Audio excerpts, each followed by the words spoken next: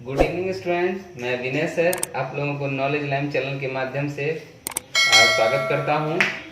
आज मैं environmental science का एक टॉपिक लेकर के आया हूं जिसका नाम है परिवार एवं मित्र, फैमिली एंड फ्रेंड। हाँ, इससे एक दो क्वेश्चन आ ही जाता है, इसलिए एक एक टॉपिक करके सब पढ़ाएंगे। शिक्षा शास्त्र पेडागोजी का भी क्लास देंगे, आप लोग देखें, सब्सक्राइब जरूर करें, जो नहीं किए हुए हैं लाइक कर दें और दोस्तों में शेयर कर दें। परिवार परिवार को इंग्लिश में फैमिली कहा जाता है। फैमिली लैटिन शब्द फैमुलस से बना, फैमुलस से, है ना। ऐसा समूह जिसमें माता पिता बच्चे शामिल होते हैं, है ना, उसको परिवार कहा जाता है ना। विवाहित जोड़े को परिवार कहा जाता है। एक लाइन में हम लोग समझेंगे। समाज शास्त्री के अनुसार परिवार में पति पत्नी और बच्चों का होना अनिवार्य होता है। ऐसा कहा जाता है कि सभी परिवार गृहस्थ होते ही हैं, लेकिन सभी गृहस्थ परिवार नहीं हो सकते हैं, है ना। तो एक बार हमेशा दिमाग रखना है, क्वेश्चन हमेशा फंसाने के लिए देगा। क्या सभी परिवार गृहस्थ हो सकते हैं? तो हाँ, लेकिन सभी गृहस्थ परिवार नहीं हो सकते हैं। परिवार से ही बालक की प्रारंभिक परीक्षा प्रारंभ होती है। सामाजिक संगठन की मौलिक इकाई परिवार को माना जाता है। परिवार के द्वारा ही प्रेम, सहयोग, अनुशासन और आदि गुण को सीखता है बालक। और समाज में परिवार बहुत महत्वपूर्ण चीज है। मैकाइवर के अनुसार, मैकाइवर और पेज एक समाजशास्त्री थे, उनका कहना है कि परिवार पर्याप्त निश्चित यौन संबंध द्वारा परिभाषित एक ऐसा समूह है जो बच्चों के जनन और पालन पोषण की उचित व्यवस्था करता है। परिवार के कार्यों को मैकाइवर दो भागों में विभाजित किया है, एक आवश्यक कार्य और एक अनावश्यक कार्य, है ना। याद करेंगे, आवश्यक कार्य में क्या हो गया? शैक्षणिक क्रियाकलाप, आर्थिक क्रियाकलाप, लैंगिक और प्रजननिक क्रियाकलाप, ये सब हुआ आवश्यक, ये सब जरूरत है परिवार को आगे बढ़ाने के लिए। अनावश्यक कार्य में क्या हो गया? मनोरंजन से संबंधित कार्य करना। मनोरंजन के लिए कार्य कर भी सकते हैं, नहीं भी कर सकते, उससे कोई असर नहीं पड़ता है। ऑग वर्ण और निम्न कॉफ पारिवारिक कार्य को 6 भागों में बांटा है ना। पारिवारिक कार्य को 6 भागों में, पहला आर्थिक, दूसरा रक्षात्मक, तीसरा आनंदप्रद, चौथा धार्मिक, पांचवा शैक्षणिक और छठा प्रकृत्यात्मक, है ना। इसमें से छांटने के लिए देगा। ऑग वर्ण और निम्नकॉफ ने पारिवारिक कार्य को कितने वर्गों में बांटा? 6 वर्ग में। तो एक बार वीडियो समझ में नहीं आया तो दोबारा देखें और सुने, इसको ईयरफोन लगा के सुने, आपके दिमाग में सब आ जाएगा। एक लुंड वर्ग है। लुंड वर्ग परिवार के 4 प्रमुख मूलभूत क्रियाकलाप को बताए हैं, जिसमें प्रमुख रूप से प्राथमिक समूह का संतोष, है ना, श्रमिकों का सहयोग एवं विभाजन, बच्चों की देखभाल, प्रशिक्षण, यौन व्यवहार एवं प्रजनन के नियमन को सम्मिलित किया है लुंड वर्ग ने, है ना। परिवार की विशेषता क्या होती है? पहला विशेषता है वंशानुगत संबंध। पारिवारिक सदस्यों के बीच वंशानुगत संबंध होते हैं, है ना। यह और कुछ विशिष्ट गुण एक पीढ़ी से दूसरे पीढ़ी में चले जाते हैं। दूसरा गुण होता है सामाजिक संस्था। पारिवारिक सामाजिक संस्था की मौलिक इकाई के रूप में कार्य करता है। तीसरा आर्थिक व्यवस्था। पारिवारिक सदस्य अपने सभी सदस्यों की आर्थिक स्थिति को बेहतर करने के लिए वित्त की व्यवस्था करते हैं, वित्त की व्यवस्था करते हैं, पैसा की व्यवस्था करते हैं। वैवाहिक अनिवार्यता। परिवार में संतानोत्पत्ति एवं विवाह की अनिवार्यता होती है। वैवाहिक संबंध परिवार के वंश वृद्धि के लिए उत्तरदायी होती है। वंश वृद्धि के लिए विवाह करना जरूरी होता है। सामाजिक सुरक्षा की मूलभूत इकाई, है ना। परिवार में रह करके लोग अधिक सुरक्षित अपने आप को महसूस करते हैं। चलिए, अगला है परिवार का वर्गीकरण। परिवार को 2 वर्गों में बांटा गया है, एकल परिवार और संयुक्त परिवार। एकल परिवार क्या होता है? इसमें पति पत्नी और उसके अविवाहित बच्चे सम्मिलित होते हैं। ऐसे परिवार बढ़ती महंगाई और जनसंख्या के कारण ज्यादा प्रचलित हो रहे हैं, है ना। एकल परिवार के लोग ज्यादा अभी ज्यादा ये कर रहे हैं कि कम खर्च का सामना करना पड़ता है। ऐसे परिवार में कुरीतियां एवं आलस्य का अभाव रहता है। एक ही पर रहेगा तो सब लोग अच्छे अच्छे से काम करेंगे, व्यक्तित्व का विकास होता है, कलह की संभावना नहीं रहती है। और इसको संयुक्त परिवार की एक लघु इकाई कहा जाता है। दूसरा होता है संयुक्त परिवार। ऐसे परिवार में माता पिता, पुत्र पुत्री, भाई बहन, पुत्र वधू, उनके बच्चे, दादा दादी, चाचा चाची संयुक्त रूप से घर में निवास करते हैं। इसमें आदर्श नागरिक के गुणों का विकास होता है, सामाजिक सुरक्षा की भावना विकसित होती है, इसमें आलस्य का अभाव रहता है। भारतीय सामाजिक परिवेश में संयुक्त परिवार ही जीवन का आधार माना जाता है। संयुक्त परिवार को क्या माना जाता है? जीवन का आधार माना जाता है। और भी जैसे कुछ परिवार का रूप है, जैसे मातृस्थान परिवार। मातृस्थान परिवार का वह रूप है जिसमें विवाहित युगल स्त्री के परिवार के साथ निवास करते हैं, है ना।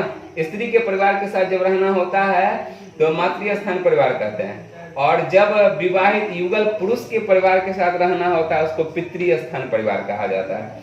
वैवाहिक परिवार उसको कहते हैं। वैवाहिक परिवार एकल परिवार का ही रूप होता है। इसे संतान बढ़ाने वाला परिवार कहा जाता है ना। एक के बाद दूसरे का विवाह बनता है। चलिए, समरक्त संबंधी परिवार, यह संयुक्त परिवार का रूप है। इसको अभिविन्यास परिवार कहा जाता है। इसमें समान रक्त समूह के लोग सम्मिलित होते हैं, क्योंकि इसकी उत्पत्ति एक ही रक्त से होती, एक ही खून से होती। परिवार का महत्व, है ना।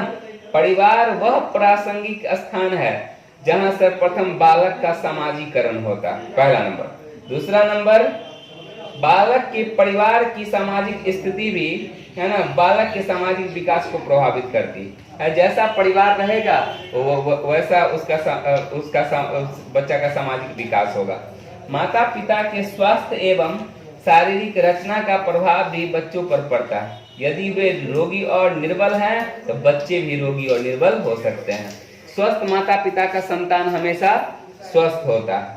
बालक के स्वाभाविक विकास में वातावरण के तत्व सहायक होते हैं, है ना। बालक की नियमित दिनचर्या का प्रभाव उसके शारीरिक विकास पर पड़ता है, और इसे नियमित करने की जिम्मेदारी भी किसकी है? परिवार की है। अगला है, परिवार के समुचित शारीरिक विकास हेतु खेल व्यायाम की समुचित व्यवस्था की जिम्मेवारी किसकी होती है? परिवार की होती है। बालक की सामाजिक क्षमता के विकास में उसके वंशानुक्रम का प्रमुख योगदान होता है, उसे यह अपने माता पिता से प्राप्त होता। अगला है, अच्छी आर्थिक स्थिति वाले परिवार में ही बालकों को पौष्टिक भोजन, सही शिक्षा का वातावरण, खेल एवं मनोरंजन का साधन उपलब्ध होता है। माता पिता के शिक्षा का भी बालक के सामाजिक मानसिक विकास पर प्रभाव पड़ता है। माता पिता शिक्षित होंगे, माता पिता में शिक्षा होगी तो बाल बच्चा में भी अच्छा वो अच्छे से ग्रहण वो करेंगे, क्योंकि असर उसका पड़ता। चलिए, यदि मेरा चैनल अच्छा लग रहा है तो आप प्लीज लाइक करें, और जो सब्सक्राइब नहीं किए सब्सक्राइब कर दें। वो ऊपर बगल में बेल आइकन होगा, उसको दबा दें, मेरा नोटिफिकेशन पहुंचते रहेगा कौन वीडियो मेरा आया है। नया नया वीडियो आपके पास उपलब्ध होता रहेगा। दोस्तों में शेयर कर दें प्लीज। मित्र, बालकों के कार्यों में उसका सहयोग करने वाला और उसके साथ खेलने वाला बालक उसका मित्र कहलाता है ना। जिन बालकों के साथ बालकों का संबंध अच्छा होता है, जिनके साथ वह रहना, कार्य करना, खेलना, है ना, अन्य क्रिया करता है, वो उन्हें हम उसका मित्र कहते हैं, फ्रेंड कहते हैं। मित्रता एक ऐसा रिश्ता है जो अन्य रिश्तों की भांति थोपा नहीं जा सकता।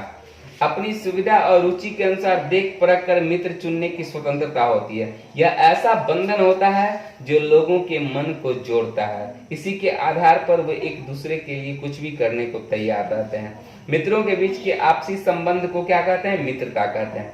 मित्रता 3 प्रकार की होती है। एक होता है उपयोगिता की मित्रता, इस मित्रता में अपना हित दिखाई देता है। दूसरा होता है आनंद की मित्रता, इसमें मित्रता में मित्रों के बीच आपसी हित को लेकर सहमति होती है और जो अपनी आपसी खुशी मित्रों के बीच बांटते रहते हैं। आनंद की मित्रता में एक दूसरे से आनंदित होते हैं। तीसरा अच्छी मित्रता, इसमें आपसी सम्मान का भाव होता है।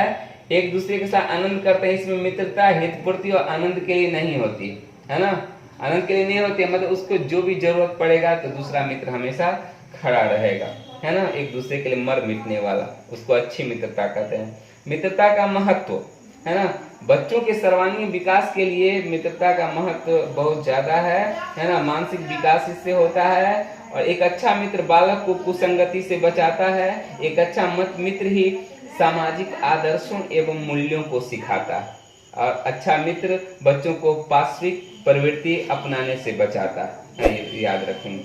एक टर्म आता है संबंध, संबंध रिलेशन, संबंध एक ऐसा बुनियाद है जिसमें दो या दो से अधिक लोग खून या विवाह और भावनाओं के आधार पर एक दूसरे से जुड़े होते हैं। बालक परिवार के सदस्यों एवं प्रत्यक्षों से रिश्तेदारों से प्रत्यक्ष एवं परोक्ष रूप से मूल्यों, रीति रिवाजों, विश्वासों आदि को धीरे धीरे सीखता है, दिमाग में रखना है। बालक के सभी संबंधियों का उसके व्यक्तित्व के विकास पर प्रभाव पड़ता है। जैसे जैसे बालक बड़ा होता है वैसे वैसे वो अपने माता पिता, भाई बहन, परिवार के अन्य सदस्य के संपर्क में आते हुए प्रेम, सहानुभूति, सहनशीलता एवं सहयोग आदि सामाजिक गुणों का आत्मसात करते रहता है, अपने अंदर वो लाते रहता है ये सब गुण को। चलिए, संबंधों का वर्गीकरण। संबंध दो प्रकार का होता है ना, वैवाहिक संबंध, एक होता है समरक संबंध। सामान्य तौर पर इस प्रकार के संबंध विवाह के कारण उत्पन्न होते हैं, जैसे पति पत्नी, सास बहू, है ना, ये सब वैवाहिक संबंध है। समरक संबंध क्या होता है, इस प्रकार से रक्त के आधार पर बनते हैं। ऐसे संबंधों को सामाजिक स्वीकृति आवश्यक होती है, जबकि प्राणी शास्त्रीय संबंधों में स्वीकृति आवश्यक नहीं होती, जैसे माता पिता एवं पुत्र पुत्री के बीच का संबंध क्या है, समरक संबंध है, एक ही खून का, है ना। और पति पत्नी दो अलग अलग घर से आते हैं, सास बहू एक अलग अलग घर से आते हैं, वो वैवाहिक संबंध में हम लोग उसको रखते हैं। कार्य एवं खेल। कार्य की जिम्मेदारी वयस्कों की होती है, वही खेल कूद बच्चों के लिए अनिवार्य होते हैं, है ना। बच्चे स्वयं को खेल कूद में व्यस्त रखते हैं और इस कार्य में उन्हें परिवार के सदस्यों का सहयोग होना जरूरी होता है ना। रचनात्मक खेल वे सक्रिय खेल हैं जो बच्चों को कुछ नया करने की कल्पना शक्ति का विकास होता है। खेल खेल में बच्चे सहज रूप से सीखते हैं, है ना।